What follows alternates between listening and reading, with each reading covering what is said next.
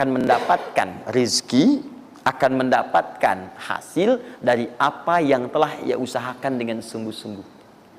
Jadi kalau Anda ingin mendapatkan apapun, mau dapat pahala, dapat rizki, dapat ini, dapat itu, maka semua bergantung yang pertama pada tingkat kesungguhan usaha.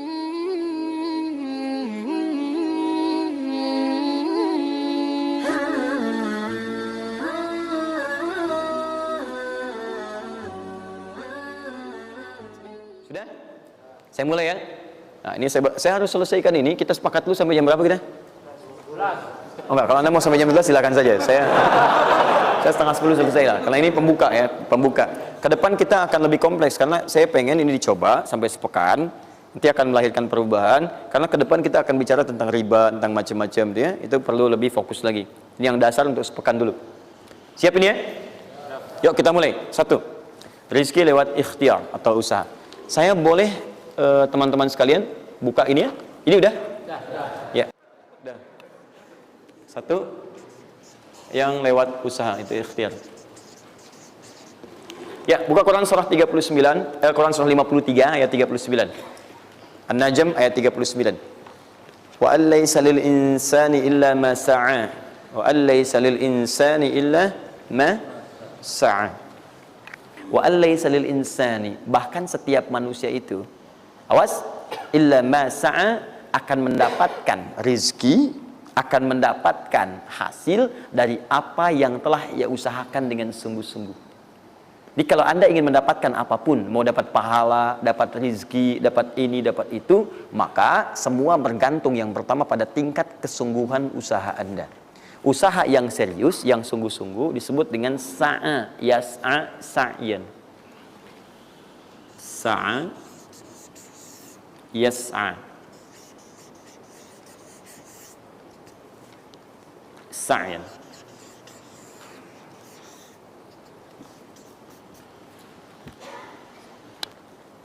Ini sa'a, yas'a, sa'yan tidak disebutkan dalam bahasa Arab kecuali menunjuk satu usaha yang sangat serius, sungguh-sungguh.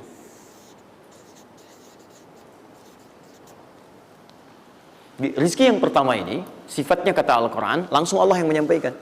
Kalau Anda mau mendapatkan rizki itu, baik yang sifatnya materi, uang, rumah, mobil, pakaian, makanan dan sebagainya, maka Anda mesti serius usaha.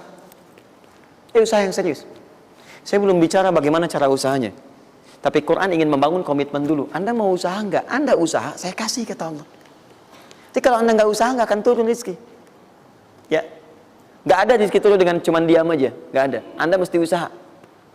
Saat saya berada di Mesir, ada 2 mahasiswa itu saling, mereka paham Quran.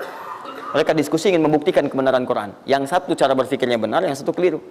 Yang satu berkata, Allah kan sudah jamin rezeki kita akan diberikan, ya kan? Sampai kita wafat sempurna rezeki. Jadi nggak nyari pun pasti dikasih. Cara berpikirnya seperti itu. Ini yang dipakai oleh orang liberal sekarang. Nah, maksudnya logika semacam ini. Yang satu lagi berkata, memang Allah kasih, cuman kita mesti usaha. Dia sebutkan beberapa ayatnya. Yang satu bertahan dengan pendapatnya, dia ingin buktikan, saya masuk nanti ke masjid. Kalau di Timur Tengah itu suka ada zawiyah, tempat-tempat khusus untuk ibadah. Dia masuk ke dalamnya, sembunyi di belakang meja. Nah, di masjid itu suka ada muhsinin, para donatur yang itikaf, kasih makan. Hari pertama semua dikasih, dia tidak, karena ngumpet. Karena perjanjiannya nggak boleh ada usaha apapun. Hari kedua dia masih ngumpet, nggak dikasih, semua dikasih yang ada. Hari ketiga sudah lapar sekali, sudah nggak tahan. Begitu udah dikasihkan, yang muhsinnya tanya, hal min akhar, ada lagi yang lain nggak? DKM jawab karena nggak tahu, kan ngumpet, nggak ada yang lain. Baik, kalau gitu saya kasih ke tempat lain. Karena beranjak mendengar suara itu, dia langsung kasih kode dengan berdahan. Kaget kan DKM. Begitu dibuka ada orang ngumpet di belakang meja, sudah kelaparan. Akhirnya dia ada orang satu lagi di sini, langsung dikasih bagiannya sampai dengan 3 bungkus. Begitu dikasihkan itu, teman yang kedua tadi yang mengatakan mesti ada usaha langsung mengejar pada teman yang bersembunyi. Dia katakan, kan saya bilang dari awal, rezeki itu mesti dicari walaupun dengan sama. Saya juga sama, Ustadz pemateri misalnya kan, begitu kehausan ya, kan? Nah, misal, panitia datang, macam-macam lah. Misal. Enggak, itu contoh. Saya nggak biasa ceramah sambil minum. Ya.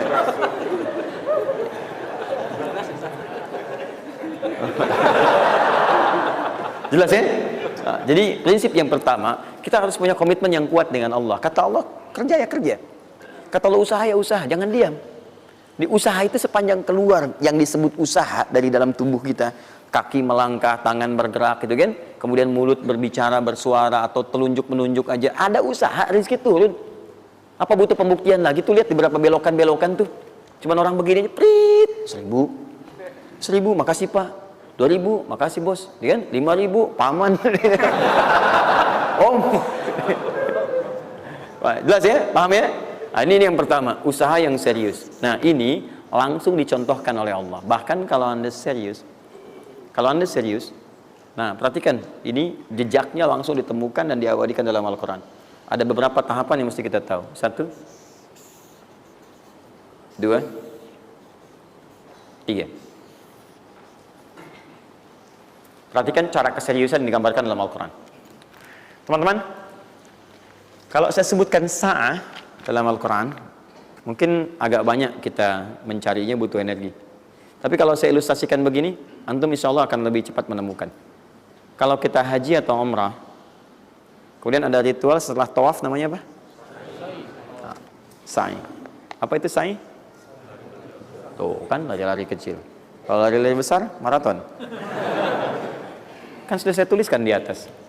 Sa'i itu kan dari sini tulisannya. Ya, dari mana sa'i itu? Safa ke Marwah.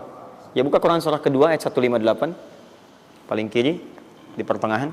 Innas safa wal marwata min sya'airillah.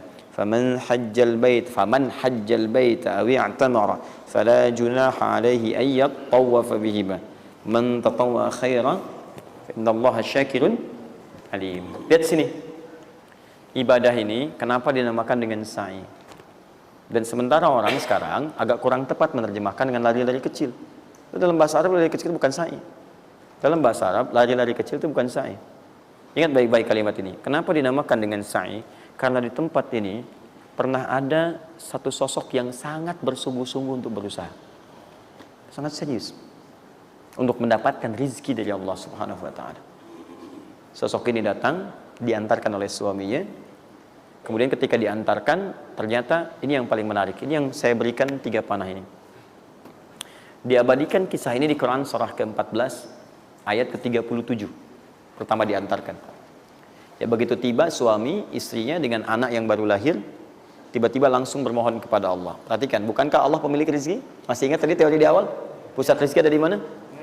Baik. Nah, ini teman-teman sekalian, kaidah yang pertama, kalau antum ingin berikhtiar berusaha, maka hal yang pertama dilakukan adalah mendekat dulu kepada pemiliknya. Mohon minta kemudahan, minta petunjuk, minta kenyamanan, minta keberkahan. Itulah sebabnya sebelum kita berangkat, kita sholat dulu. Sholat subuh, sholat fajar, menghadap, usahakan. Makanya Nabi setelah selesai sholat, itu selalu minta kepada Allah diberikan petunjuk mendapatkan rezeki. Ya, yang di Ibnu Majah nomor hadis 925 itu, Allahumma inni as'aluka ilman nafi'a wa rizqan thayyiba wa amalan mutaqabbala. Minta. Kalau dalam bahasa kita, ya Allah berikan saya hal yang bermanfaat, ilmu bermanfaat dan rezeki terbaik di hari ini. Minta. Nah, begitu sampai beliau bermohon pada Allah, Rabbana inni askantu min dzurriyyati biwadin ghairi dzi zar'in inda baitikal muhram. Perhatikan ya. Ya Allah, saya bermohon kepadamu, Engkau yang merawat kami, memerhatikan kami, memberikan rezeki kepada kami. Sifat rububiyah yang disebutkan namanya Rabb. Begitu meminta kepada Allah, ya Allah sekarang saya diperintahkan olehmu sebagai tawadhu. Nabi Ibrahim mengatakan, saya menempatkan sebagian keturunan saya, istri saya, anak saya di satu tempat yang sangat gersang. Enak bayang nggak? Tempatnya gersang, gunung-gunungnya itu, batu-batunya itu rapat luar biasa, kerasnya luar biasa, dan nggak ditemukan sumber air di situ. Artinya ini kondisi yang paling dalam lah, ya. Kondisi yang paling sulit didapatkan. Jadi selevel tumbuhan pun nggak ada. Jadi saya mau katakan begini, lihat ya. Anda pergi ke satu tempat, Anda berusaha tuh masih ada, Google-nya ada, bangunannya ada, kendaraan ada, modal ada, tinggal kelihatan semuanya jadi aktiva semua tuh. Tinggal kita olah aja. Ada orang yang pernah mendatangi tempat yang semuanya nggak ada bahan-bahannya. Bayang ya? Kosong. Tuh, saya pernah satu kali waktu ada krisis itu beberapa ke belakang, itu semua showroom macam-macam itu pada jatuh. Dan saya diundang ke Hyundai untuk ngasih motivasi, ngasih training. Pertama kali saya dibawa itu, teman-teman sekalian, saya dibawa ke showroom mereka, selapangan tuh, isinya mobil semua. Mobil, apa perkataan pertamanya? Kata manajernya, Ustadz, itu biasanya kami kosong nih. Sekarang banyak seperti ini katanya. Mohon nanti diberikan gambaran seperti apa kami mesti semangat macamnya. Saya bilang, Pak, Bapak itu luar biasa ya. Tahu nggak Pak, orang yang pertama kali menemukan mobil, jangankan mobil begininya, bahannya aja susah nyarinya. Masuk kemudian ke showroom aja nggak ada, di belakang rumahnya cuma otak-atik cari bahan macam-macam, jadi yang sederhana. Ya dari situ aja jadi mobil. Bapak sekarang udah ada mobilnya, tinggal dipasarin aja.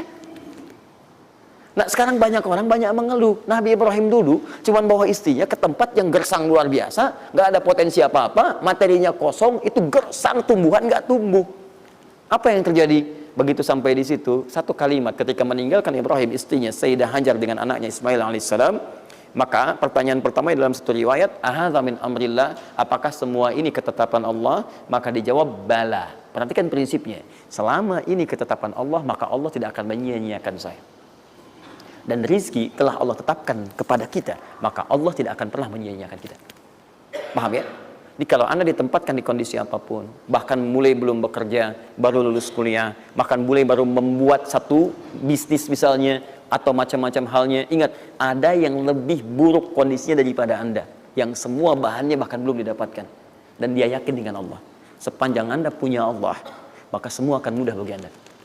Ini prinsip yang pertama. Jelas ya? Nah, kalau sudah paham sampai sini, belum berhenti karena ada komitmen untuk usaha.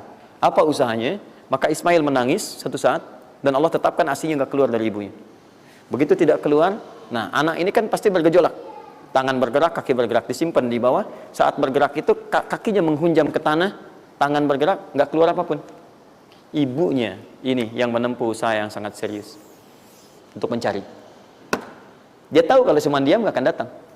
Maka ibunya menerapkan satu ketentuan pertama yang nanti diabadikan dalam Al-Quran, yaitu teori rezeki dengan ikhtiar, mencari cara yang serius.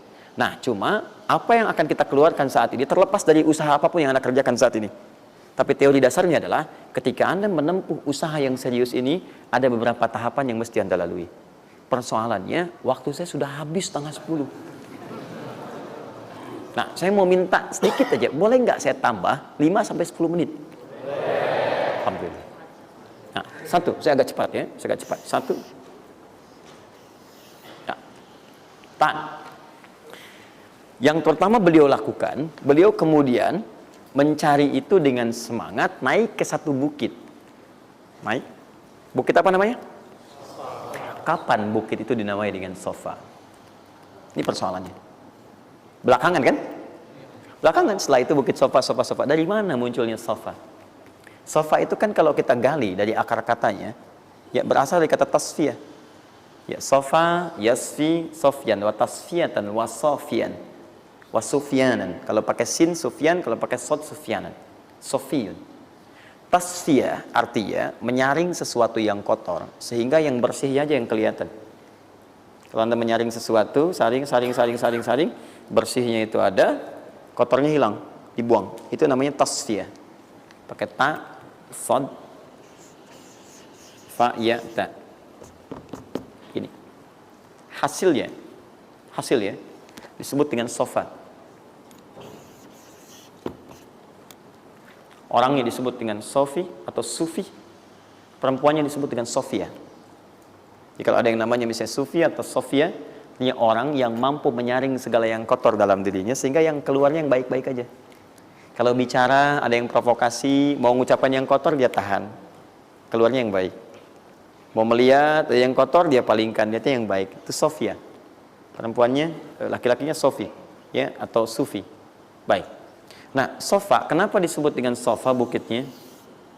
Karena pada saat itu, walaupun tidak ada modal, situasinya sulit, beliau bisa menyaring keadaan dirinya sehingga menghilangkan yang kotor-kotor dalam benaknya dan yang ada cuma prasangka baik kepada Allah Subhanahu wa taala. Maksudnya Pak, kalau Anda ingin memulai usaha sehebat apapun, walaupun nggak ada modal, nggak ada apapun, hal pertama modal terbaik yang Anda mesti lakukan adalah berprasangka baiklah kepada Allah Subhanahu wa taala.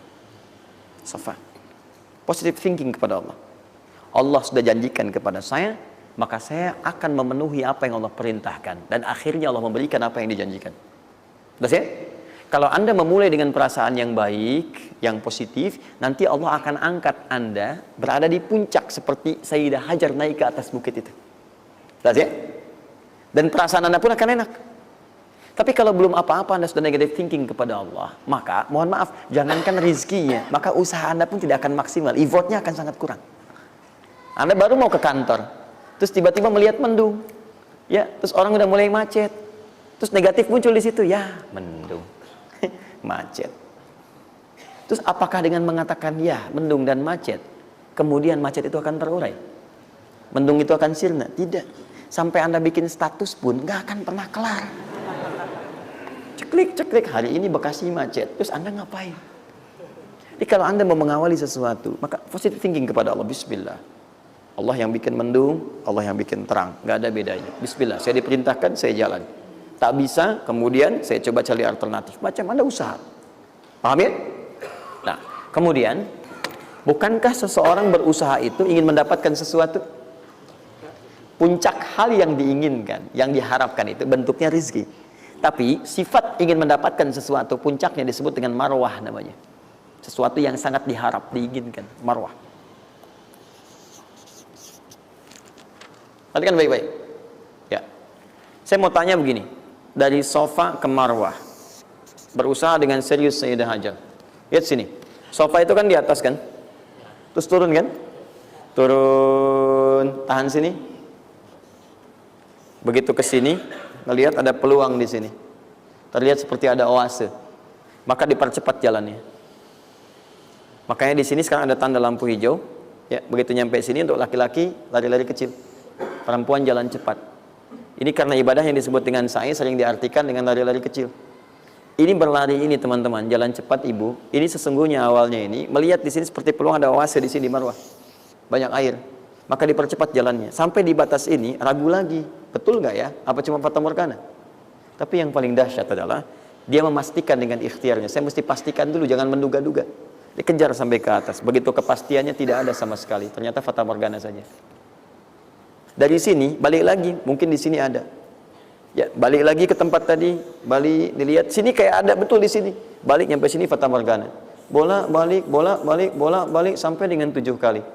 Ya, dari sini ke sini 1, sini ke sini 2, ini 3, 4, 5, 6, 7. Ingat, sofa selalu genap, marwah selalu ganjil.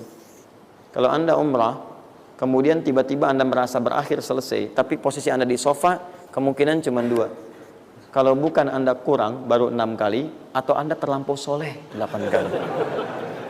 Pasti di sini. Nah, apa hikmahnya? Proses ini disebut dengan sa'i. Perhatikan baik-baik. Tahan, fokus. Ketika Anda berusaha teman-teman, maka mulailah dengan berpositive thinking kepada Allah. Tapi ingat, usaha Anda tidak akan selamanya ada di atas. Mungkin suatu saat akan turun. Kan? Mungkin Anda ada di puncak. Mungkin suatu saat Anda turun. Mungkin kadang ada di puncak, kadang stabil aja. Tapi kalau Anda melihat peluang, cepat kejar selama peluang itu baik. Itulah yang dimaksud dengan kompetisi yang sehat. Ada dapatkan kejar, ada tender, ikut tender dengan cara yang baik, cara yang normal, ikut. Kalaupun bukan rezeki Anda, nggak ada masalah. Dan jangan pernah macam-macam lah. Saya dah ajar kan nggak pernah nyogok sama malaikat. Malaikat cepat sini dah gitu. Saya kan di sini Nabi gitu kan. Kau minta apa saya kasih, kan nggak pernah. Ya biasa aja bolak-balik. Ya walaupun mungkin ketika Anda kejar itu bukan bagian Anda, mungkin cuma fata morgana, nggak ada masalah. Saya kasih rahasia besarnya. Sepanjang Anda betul-betul ikhtiar dilakukan karena Allah, maka perhatikan baik-baik. Kadang-kadang Allah seakan menunda apa yang menjadi hak Anda, bukan ingin menunda dan membiarkan Anda tidak mendapatkan sesuatu, tapi ingin memberikan semua nikmat secara sempurna. Karena di atas itu ada nikmat pahala, ada nikmat doa, ada nikmat istighfar, ada nikmat usaha, dan nikmat hasil yang tiada terputus. Tidak terputus. Lihat sini.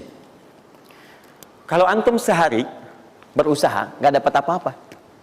Memang, mohon maaf, hasilnya belum dapat diraih. Belum dilihat tuh. Tapi bukankah pada saat itu, doa antum akan bertambah? Bukankah malamnya salatnya nambah? Tahajud? Bukankah di situ kadang-kadang kita istighfar? Ya Allah.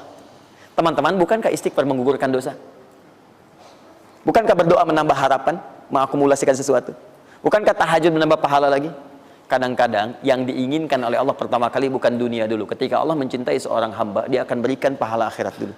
Karena dunia itu sifatnya sementara. Hei fulan, kamu kemana aja? Kemarin kamu jauh dari saya, baru sekarang kamu pikir dekat dengan saya. Saya nggak pengen kasih dunia dulu, dunia itu kecil. Kalaupun di seekor sayap samuk sebelahnya, sebelah sayap nyamuk ada dunia itu ada nilainya, saya kasih buat kamu deh, nggak ada nilainya.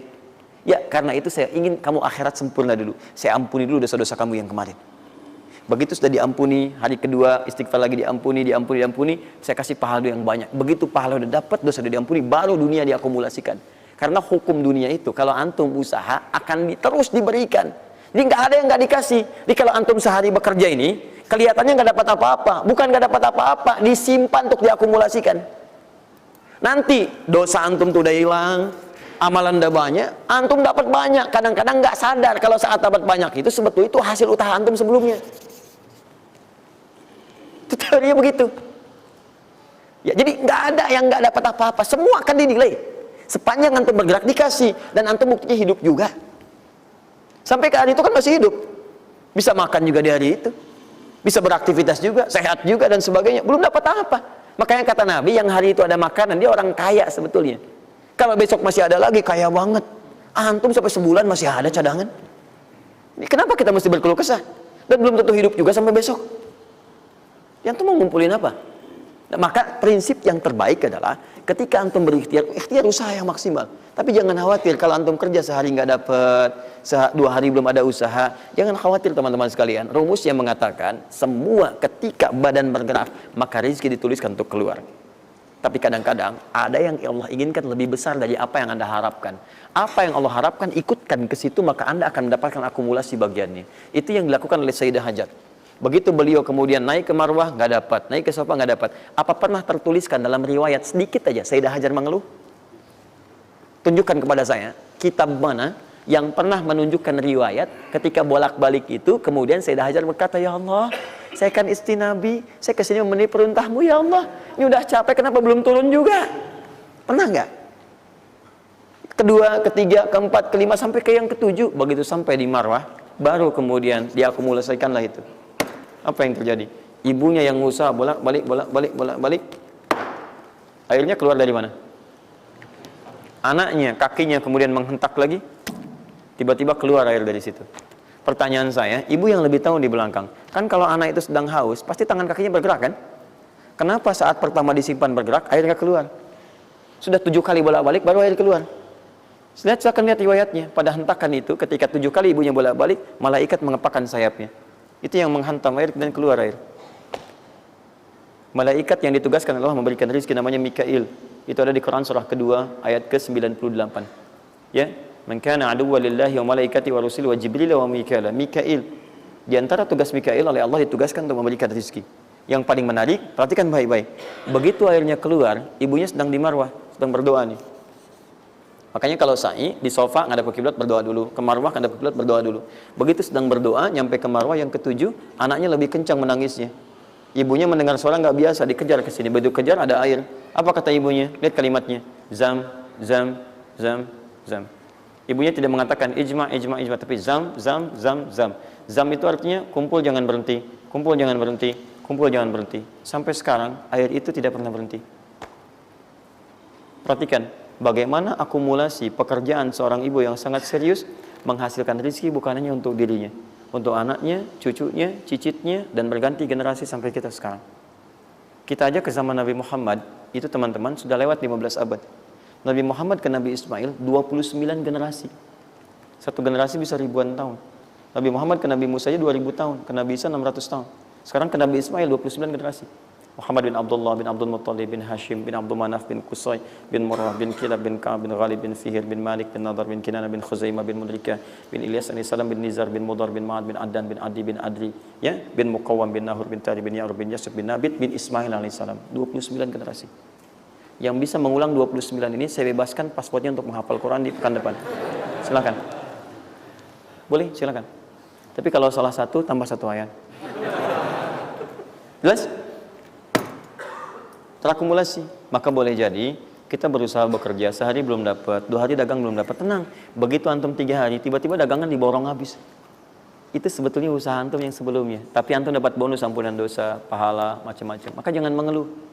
Dan jangan pernah antum sekali-kali, awas ya, awas, mengeluarkan kata-kata yang seakan-akan Allah menghentikan rezeki antum. Maka disitulah kesulitan paling sulit akan antum awali. Ya Allah, apa engkau nggak sayang dengan saya? Saya perlu usaha apa lagi? Kenapa belum diberikan juga? Dan sebagainya. Itu kadang-kadang membuat seseorang kalau sudah kehilangan arah seperti itu sampai meninggalkan agamanya, itu yang paling fatal. Paham ya?